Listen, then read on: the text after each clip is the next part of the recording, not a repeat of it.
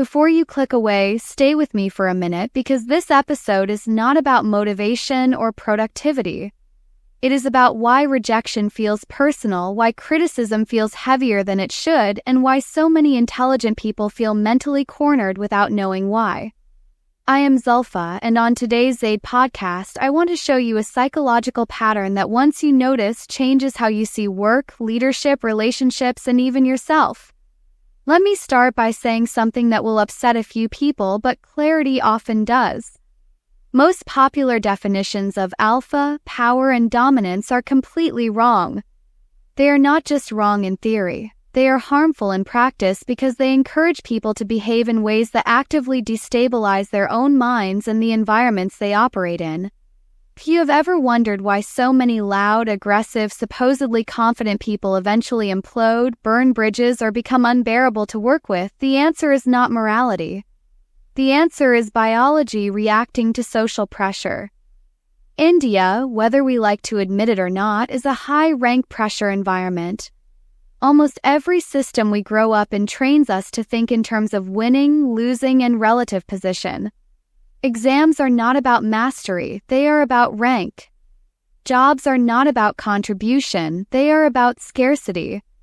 Even respect, in many families, is distributed based on status rather than character.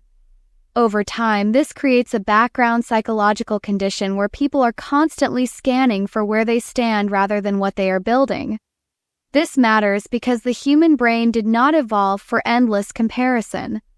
It evolved for social safety. When you feel safe in your group, your brain allocates energy toward creativity, collaboration, and long-term thinking. When you feel unsafe, it reallocates that same energy toward threat detection, defensiveness, and short-term survival. Most people do not realize that what they call overthinking, irritation, or emotional weakness is often just their nervous system responding to chronic rank pressure. One of the most misunderstood chemicals in the brain is serotonin. It is commonly marketed as the happiness chemical, which sounds nice but is deeply misleading. Serotonin is better understood as a social safety regulator. When serotonin systems are functioning well, you feel secure in your social standing. You do not overreact to feedback. You can hear no without collapsing. You can tolerate ambiguity without assuming the worst. When serotonin is dysregulated, the brain behaves as if it is under constant social threat, even in neutral situations. This is why rejection feels so personal in high-rank pressure cultures. When someone says no to you, no to a promotion, no to funding, no to approval, the brain does not hear a situational constraint. It hears a verdict on worth. The reaction is not logical, it is biological. That is why people get offended easily, why criticism feels humiliating, and why silence is often interpreted as rejection. The brain is not asking, "Is this true?" It is asking, "Am I safe?" Neuroscience has a brutally simple way of inducing depression in animals, and it does not involve sadness. It involves something called social defeat stress. You put an animal in a situation where it cannot win, cannot escape, and cannot improve its position. The animal believes the situation is temporary or escapable. It does not develop depression-like behavior. If it learns that the situation is hopeless, its brain chemistry changes. Stress in this context does not mean hard work. Stress means repeated exposure to conditions you cannot reliably overcome. Humans are not different in principle. When the brain learns, consciously or unconsciously, that it is losing a status game with no clear path forward, it starts scanning for danger everywhere. Ambiguous comments feel insulting. Feedback feels like an attack. Other people's success feels like a personal loss. This is not immaturity. This is the brain adapting to perceived social threat.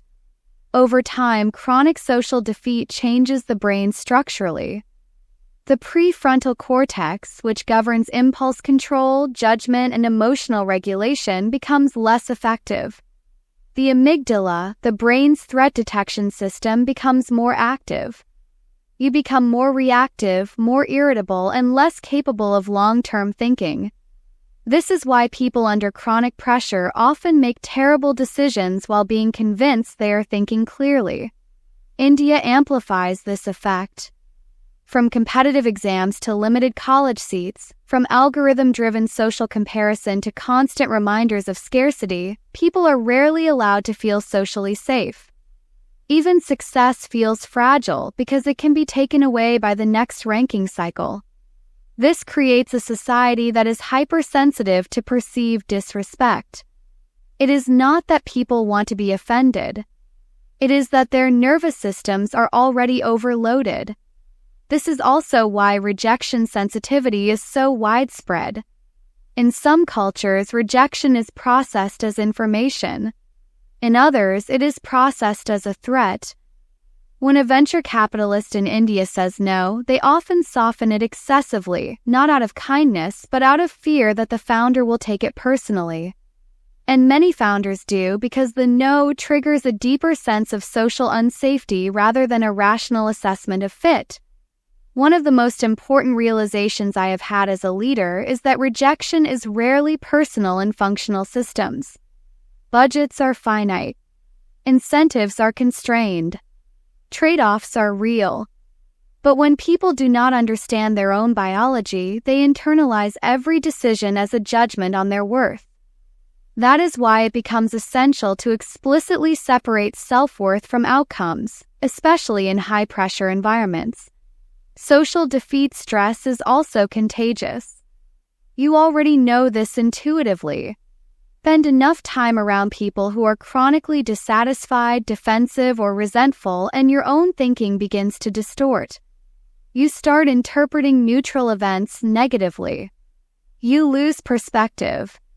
Communities built around grievance often feel validating at first, but over time they reinforce the very mental patterns that keep people stuck.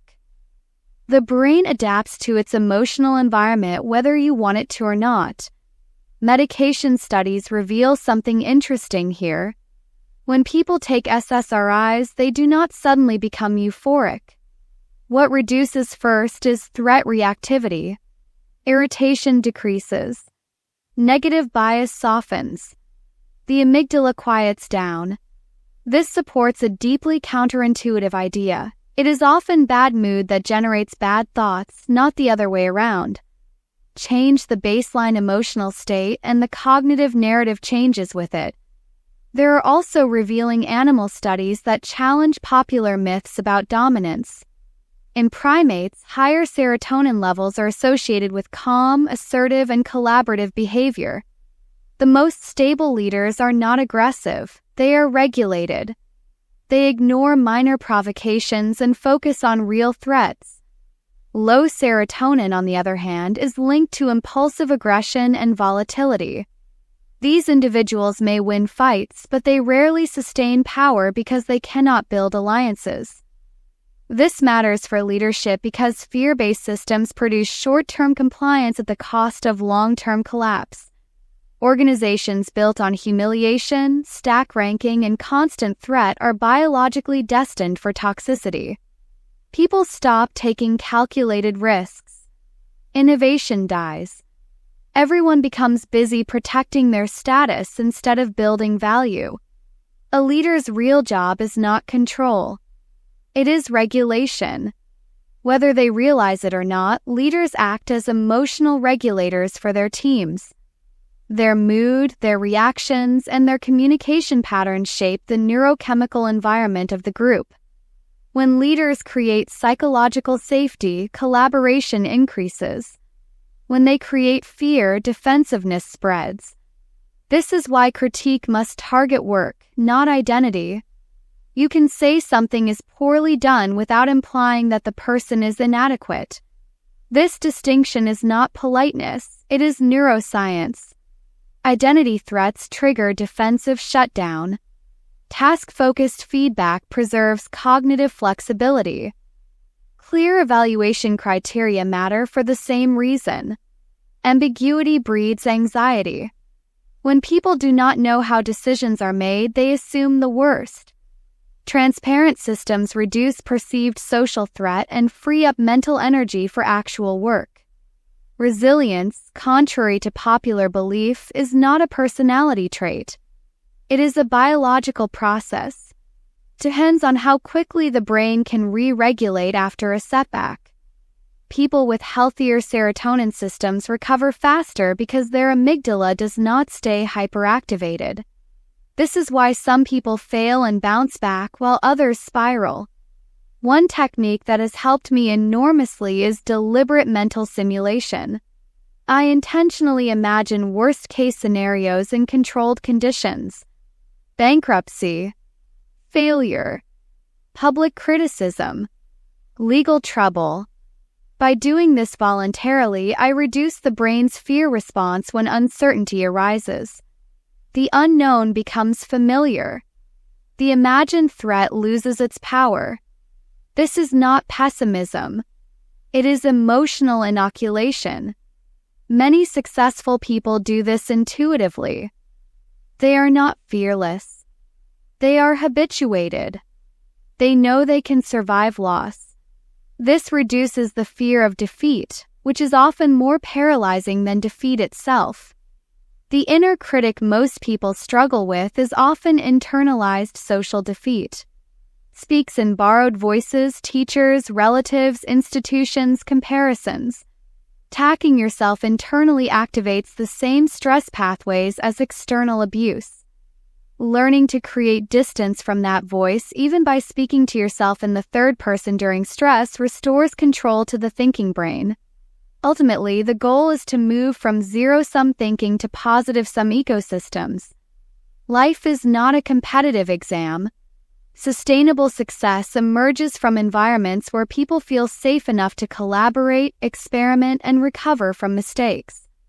This requires awareness, not just ambition. This is not idealism. It is applied neuroscience. When people feel socially safe, they think better. When they think better, they build better systems. When systems improve, individuals thrive. If this episode made you uncomfortable, that is a good sign, because clarity often is. Understanding what is happening inside your mind gives you leverage over how you respond, lead, and build. I am Zulfah, and this is the Zaid podcast from Zaid. If this changed how you see pressure, rejection, or leadership, stay with me because this conversation is just getting started.